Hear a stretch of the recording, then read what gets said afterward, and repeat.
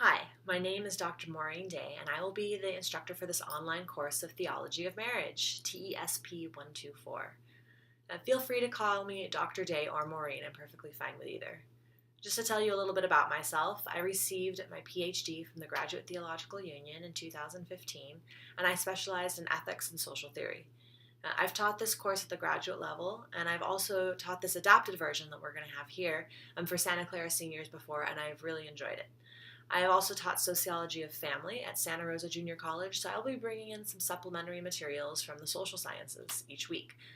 You'll also see that while the readings are primarily theological, we also have some that are more sociological, so you can get a taste for these on your own. At any rate, I am very excited about this course, and I'm looking forward to teaching it in this online format. I'd like to highlight a few points in the syllabus, but please read it in its entirety on your own. First, there are two core learning objectives for this course. One is that you learn to think from different perspectives and come to careful ethical positions. The other is that you assess the insights from religion and apply them to contemporary situations. The papers assess these outcomes, but also try to keep them in mind as we go through the course, as the online discussions are also graded with these in mind. There are three texts you'll need to purchase for this class: Curran and Rubio's Marriage, Salzman's Marriage in the Catholic Tradition, and Arlie Hochschild's The Second Shift. We'll be moving quickly through three units: history, identities and ideologies, and life cycle and special topics. As an aside, while the sociological pieces are focused on the American experience and the theological readings come out of the Catholic context, all perspectives are welcome, from international experiences to other faith systems. What we need is a curiosity about the topic, a willingness to discuss apprehensions or disagreements surrounding a position or topic, and a willingness to hear the apprehensions or disagreements of your classmates.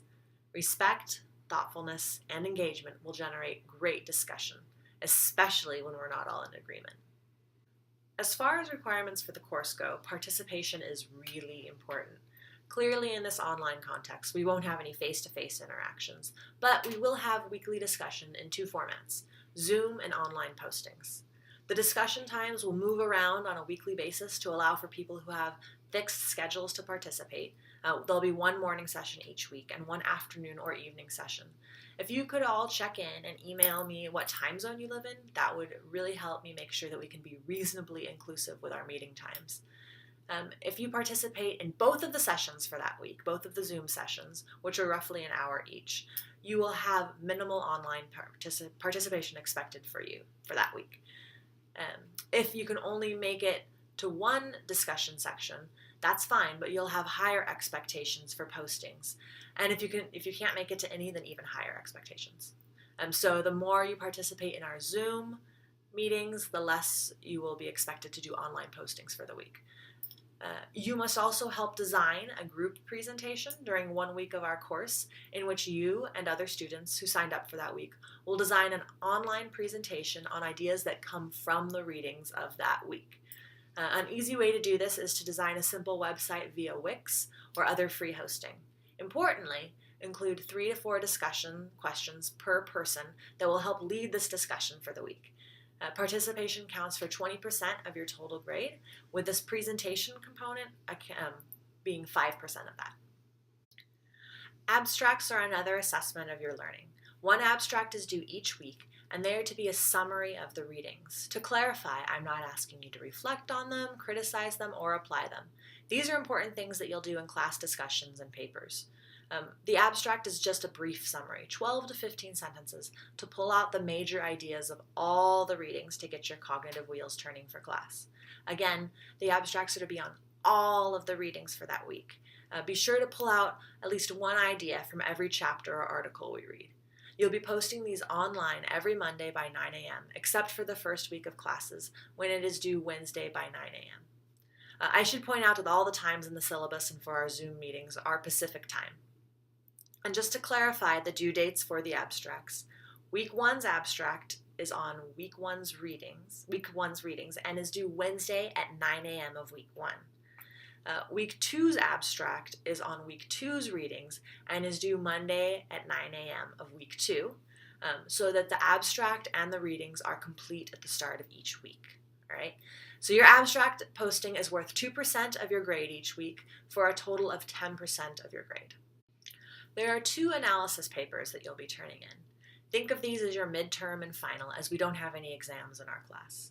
They are the same type of assignment, but the first one is 20% of your grade and the second is 30% of your grade. This is simply because the second paper tends to be better, as students have a better handle on the material and integrate the feedback from the first paper into their second. I discuss these in the syllabus, and we will go into these in detail via Zoom when we're closer to their due dates.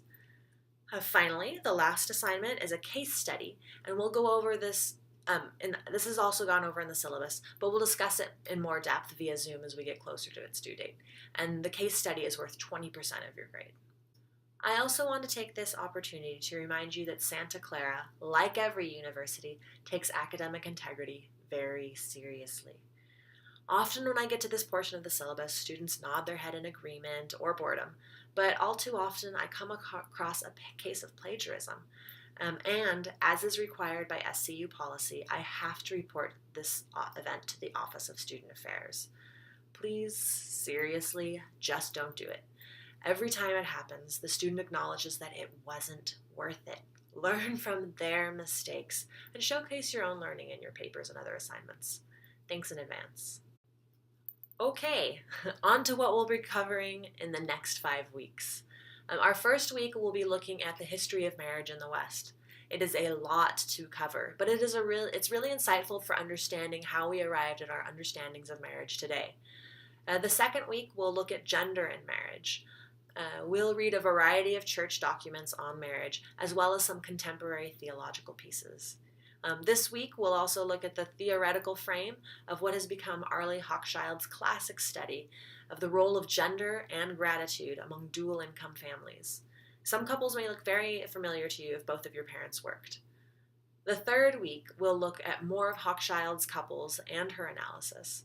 We'll have a couple of theological pieces that week, in addition to a couple chapters of Aziz Ansari's very funny and sociologically informed examination of contemporary dating.